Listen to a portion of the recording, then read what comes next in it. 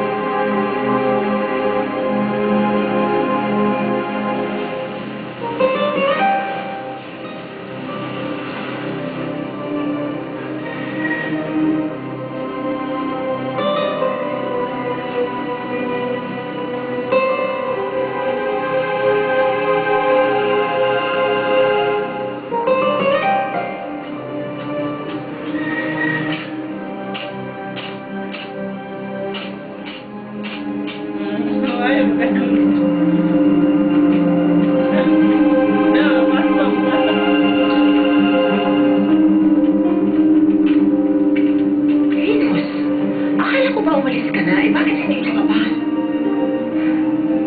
Kilala mo ba yung bagong hardinero natin? Well, I don't know him personally. Sinabi nga sa akin ng mayordomo na may bago ng hardinero. Hindi ko pa siya nakakausap dahil ang dami kong ginagawa eh. Bakit ba?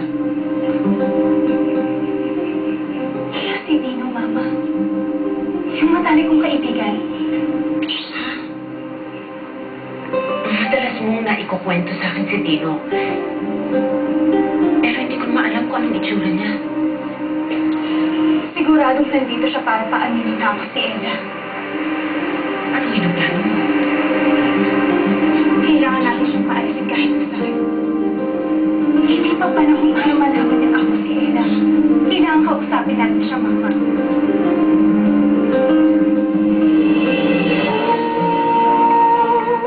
Venus, gusto ko sana ligawan ka.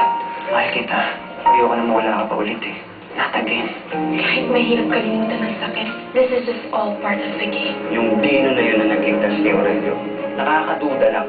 Tinutulungan siya nung anak-anakan ni Milagros. Panatag ang loob ko dahil alam ko rin nandyan ka lang para sa akin. Dahil mahal kita. Mahal din kita, Dino. Kaya ngayon kailangan lang natin mag-ingat.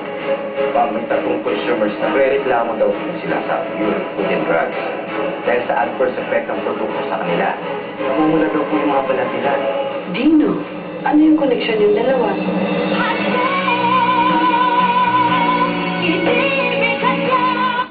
Ang programang ito ay